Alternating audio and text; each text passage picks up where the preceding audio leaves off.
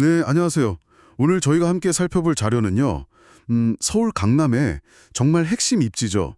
옛 국군정보사령부 부지에 들어서는 아주 큰 그 복합시설 개발 프로젝트에 관한 경제기사입니다. 네, 맞습니다. 서초동 서리풀 복합시설 재발 사업인데요. 여기에 이제 투입되는 자금, 그 규모가 어마어마하거든요. 5조 원이 넘는데 이 돈이 어떻게 모이는지, 소위 말하는 프로젝트 파이낸싱, PF 구조를 좀 자세히 들여다보고요. 네네.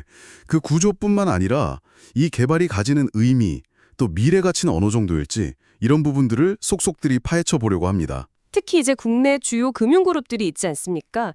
이 그룹들이 여기에 어떻게 참여하는지, 그리고 왜 이곳을 강남의 실리콘밸리라고 부르는지 이런 핵심적인 내용들을 좀 짚어볼까 합니다. 그렇습니다. 오늘 저희 목표는요. 당신께서 이 복잡해 보일 수 있는 개발 프로젝트의 규모라든지 또 금융구조, 그리고 이게 얼마나 잠재력이 있을지 이런 것들을 쉽고 빠르게 파악하실 수 있도록 도와드리는 겁니다. 자, 그럼 바로 시작해 볼까요? 네. 먼저 프로젝트 개요부터 아주 간단하게만 말씀드릴게요. 사업명은 서리풀 복합시설 개발 사업이고요. 위치는 서울 서초동 옛 정보사 부지입니다. 아, 그 서리풀 공원 바로 옆 말씀이시죠? 네, 맞습니다. 그 부지 규모가 대지 면적만 한 16만 제곱미터 정도 되고요. 축구장으로 치면 한 20개 그 정도 크기예요. 와, 정말 크네요. 거기에 이제 연면적은 약 60만 제곱미터, 지하 7층에서 지상 19층 규모로 지어지는 겁니다. 와, 진짜 엄청난 규모네요. 그냥 뭐 빌딩 하나 올리는 게 아니고 보니까 오피스도 있고 공연장, 박물관 이런 시설들을 다 갖춘 친환경 문화, 업무 복합단지 이렇게 만들 계획이라고 하죠. 컨소시엄을 이뤄서 진행합니다. 아, MDM 플러스. 네. 일정은 어떻게 되죠? 일정은 이제 다음 달 7월에 착공해서 2028년 준공을 목표로 하고 있습니다. 네, 알겠습니다. 자, 그럼 이제 가장 궁금한 부분이죠. 핵심 금융 구조, 이 프로젝트 파이낸싱, PF 이야기를 좀 해봐야 할 것 같아요. 총 규모가 아까 5조 3천억 원이라고 하셨죠? 네, 맞습니다. 5조 3천억 원. 이 PF라는 게 기본적으로 사업 자체의 미래 현금 흐름이나 자산을 담보로 해서 자금을 조달하는 방식이잖아요. 그렇죠. 네. 근데 5조 3천억 원이라니. 와, 정말 천문학적인 액수인데 이 큰 돈이 대체 어디서 나오는 건가요? 이게 재밌는 부분인데요. 국내 대표 금융그룹들이 거의 다 참여합니다. 신한금융, KB금융, 그리고 우리금융그룹, 이 그룹들의 계열사들이 총동원됐다고 보시면 돼요. 아, 정말요? 주요 그룹들이 다요? 네, 특히 이제 주관사를 맡은 신한은행이 가장 큰 금액인 2조 원을 투입하고요. 2조 원이요? 와. 그리고 KB국민은행이 7천억 원, 우리은행이 5천억 원. 이렇게 세 은행만 합쳐도 벌써 3조 2천억 원입니다. 전체 PF 금액의 한 60% 정도를 이 세 은행이 책임지는 거죠. 와, 새 은행이 그렇게 큰 금액을 넣는다는 건 그만큼 이 사업에 대한 확신이 있다는 뜻으로 해석해도 될까요? 그렇죠. 상당히 높게 평가하고 있다는 방증이죠. 그럼 나머지 자금은 어떻게 하느냐? 네. 그게 궁금하네요. 나머지 한 2조 1천억 원 정도는요. 그 나머지 금액은요, 이 3개 금융그룹 계열의 다른 회사들, 예를 들면 보험사, 증권사, 캐피탈사들이 있지 않습니까? 뭐 신한라이프, 신한투자증권, KB손보, 우리금융캐피탈 같은 곳들이요. 계열사들이 같이 들어오는군요. 네, 그리고 다른 이금융권 회사들까지 포함해서 함께 분담하는 구조입니다. 정말 말 그대로 금융계의 주요 선수들이 다 모였다, 이렇게 볼 수 있습니다. 그렇군요. 그런데 기사를 보니까 좀 흥미로운 점이 있던데요.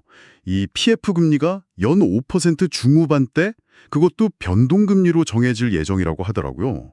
보통 이런 대규모 PF는 안정성을 위해서 고정금리를 선호하지 않나요? 이건 좀 의외인데요. 오, 맞습니다. 정확히 보셨어요. 그게 일반적인 관행이죠. 근데 여기서 변동금리를 택했다는 건 어떻게 보면 금융기관들이 이 사업의 수익성에 대해서 그만큼 자신이 있다는 걸 보여주는 겁니다. 아, 자신감의 표현이다. 네. 금리가 혹시 좀 오르더라도 우리는 충분히 감당할 수 있다. 수익이 그 이상 날 거다. 이렇게 판단하는 거죠. 그렇게 자신하는 특별한 이유가 있을까요? 배경이 궁금하네요. 가장 큰 이유 중 하나는 역시 땅값입니다. 이 부지 매입 비용이 상대적으로 좀 저렴했어요. 기사에 따르면 3.3제곱미터당 한 2억 원 수준으로 추정되는데 2억 원요? 강남인데도요? 네.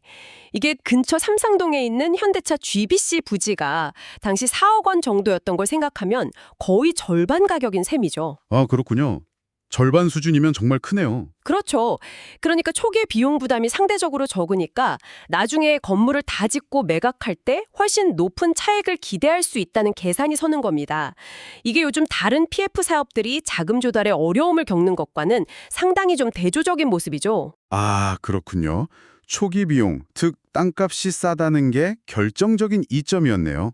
그런데 벌써부터 이 건물을 통째로 사겠다는 움직임도 있다고요? 네, 그것도 상당히 주목할 만한 부분인데요. 국내 10대 그룹 중 한 곳이 이미 시행사인 MDM 측하고 대주단, 그러니까 돈 빌려준 금융기관 그룹에게 인수 의향, 또 입지 의향까지 전달했다고 합니다. 와, 벌써요? 착공도 하기 전인데? 네, 심지어 그 그룹의 계열사 전체를 이쪽으로 다 옮기는 방안까지 검토하고 있다고 하니까 뭐 관심이 정말 뜨겁다고 봐야죠. 그룹 전체가 이전할 정도면 와, 이 부지의 미래 가치를 정말 높게 평가하고 있다는 증거네요. 그렇습니다. 여기에 또 하나 서울시의 계획이 더해지면서 기대감이 더 커지고 있어요. 서울시가 이 일대를 ICT나 반도체 같은 첨단 기업들 중심의 한국판 실리콘밸리로 만들겠다는 청사진을 발표했거든요. 아, 그 계획이 있었죠, 네. 이게 단순한 오피스 빌딩 개발을 넘어서 뭔가 첨단 산업의 허브로 만들겠다는 비전까지 제시된 거니까 가치가 더 높아질 수밖에 없겠죠. 네, 정리를 좀 해보면요. 일단 5조 원이 넘는 엄청난 규모의 자금이 성공적으로 모였고 또 신한, KB, 우리 같은 주요 금융사들이 대거 참여를 하고요. 그리고 상대적으로 땅값이 저렴해서 사업성이 높게 평가되고 심지어 벌써 유력한 인수 후보까지 나타난 상황. 여기에 서울시의 강남 실리콘밸리 계획까지 더해졌다. 이렇게 요약할 수 있겠네요. 네, 맞습니다. 여러 가지 긍정적인 신호들이 계속 나오고 있는 거죠. 이런 요인들이 맞물리면서 프로젝트의 성공 가능성을 아주 높게 점치게 하는 것 같습니다. 그렇군요. 자, 그럼 이제 마무리할 시간인데요. 마지막으로 당신께 한번 질문을 던져보고 싶습니다. 2028년 이 거대한 복합단지가 딱 완공되었을 때 과연 강남의 스카이라인 그리고 업무 환경 지도는 어떻게 달라져 있을까요? 네, 그리고 서울시가 그리는 그 한국판 실리콘밸리의 꿈은 이 서리풀 부지를 통해서 과연 현실이 될 수 있을지 앞으로 이런 점들을 함께 주목해보는 것도 굉장히 흥미로울 것 같습니다.